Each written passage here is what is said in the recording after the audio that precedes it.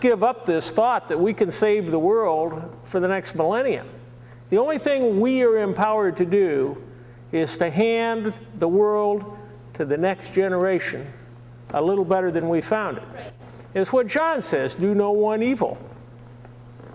And when you do that, and when you make an attempt to do good, to leave a mark, if you will.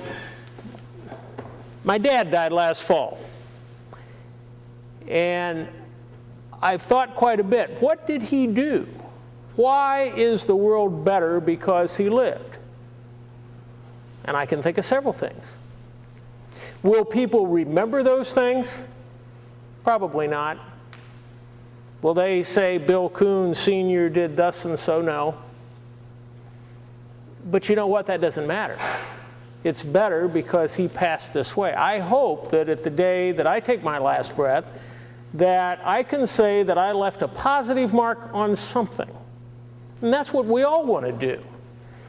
And I have to believe at some point people are going to get sick and tired of seeing the negativity on TV.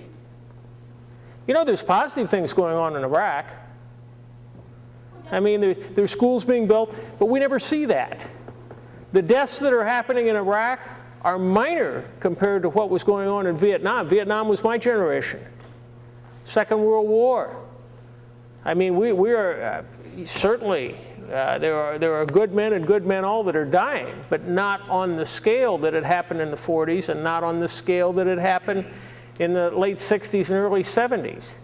But you know what? We didn't know about it in the Vietnam era because we didn't have wall-to-wall news coverage.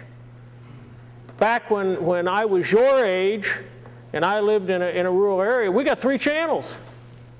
You better like them because that's all you were going to get. And we got the same commercials and the TV was a little fuzzy and color was just something new that was coming out. Nobody had heard of cable TV. It was just coming to the cities a little bit in the early 60s, in the mid 60s. But today we are bombarded. Everything bad that happens in the world we see. Truthfully, I'm glad I'm not your age.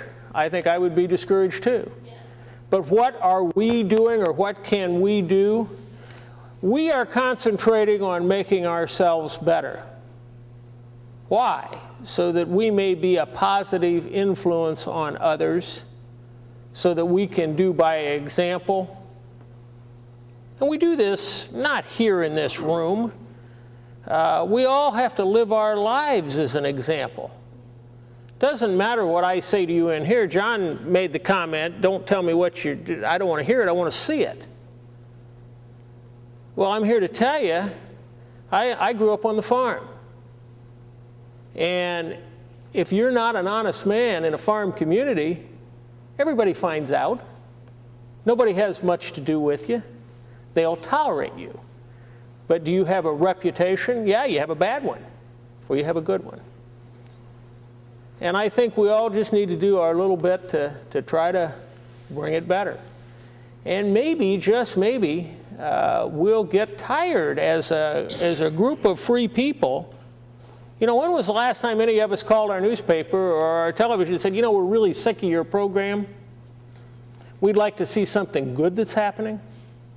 Could you show us just maybe 10, 20% of what good things are happening in your community?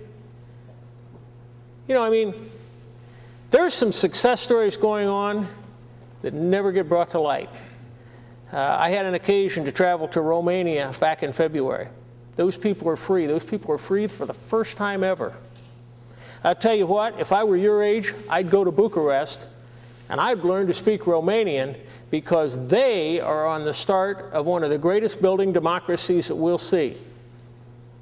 They are what the United States of America was after the Revolutionary War. They were what Canada was at the beginning.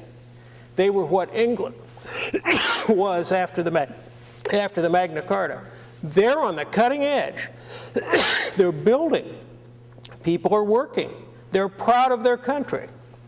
We never hear any of it until you go there and you see the eyes of the people and the pride that's within them. You'll never hear it on TV. You'd never know that story. I wouldn't have known it if I hadn't been there. But those people are making a difference, and we have the ability to make the difference ourselves. The best friendship you'll ever develop is a friendship you develop with yourself. You're not fit to be with anybody unless you can be by yourself and be with yourself. That's true of all of us. And really, when you get right down to it, that's what we're doing in these esoteric organizations. We're finding out, what is Bill Kuhn all about? Where is that inner spirituality within me? Am I as good as I could be? Am I as good as I should be?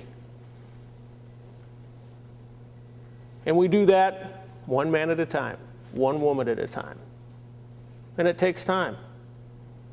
I think the world has gotten better, but I'm not sure that we as people have developed as fast as our technology has.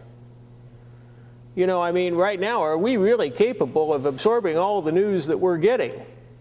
Are we able to disseminate it this quickly?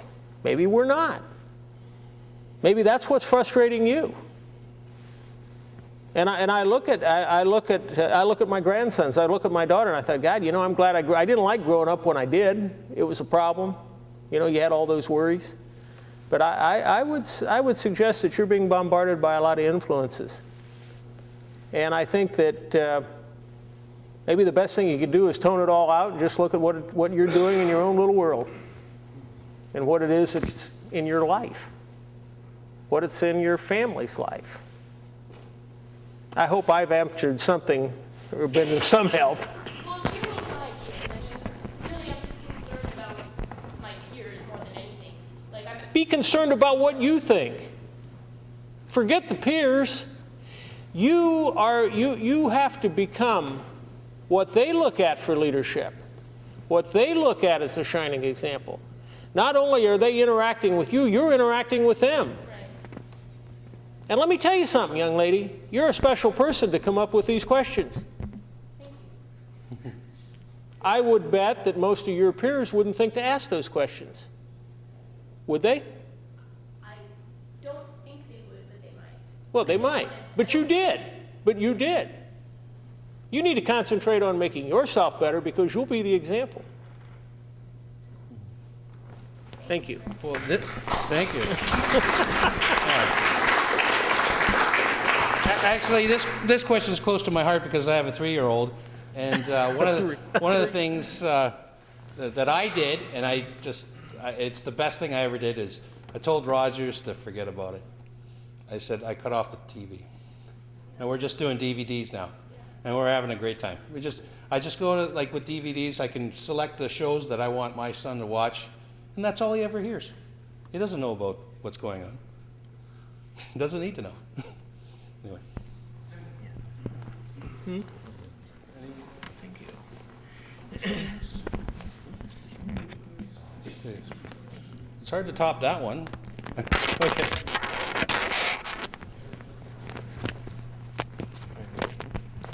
Yes, I'd like to add to your comments and to this young lady, and I do have something for you. I have the power. Do you want to come over here and get it? Okay. Okay. Here is the power. And do you know why I'm giving it to you? Because you came and got it. Not because you asked for it. That's important. I had a young lady say to me one day, I was in a Native Studies class at Trent University. She said to me, Chris, she says, we don't have an Iroquois Studies class here. I said to her, Anne, you are a young woman. You are capable of organizing that. Don't ask me for it. Don't ask the university for it. Go and get it. Do the work. And then young people, when they do that, they have the power. But they won't have it if they complain and ask. They only get it when they take it. So really, young people just need to stop being lazy. Sure. Yeah. That's what young people need, but that's what all of us need to do.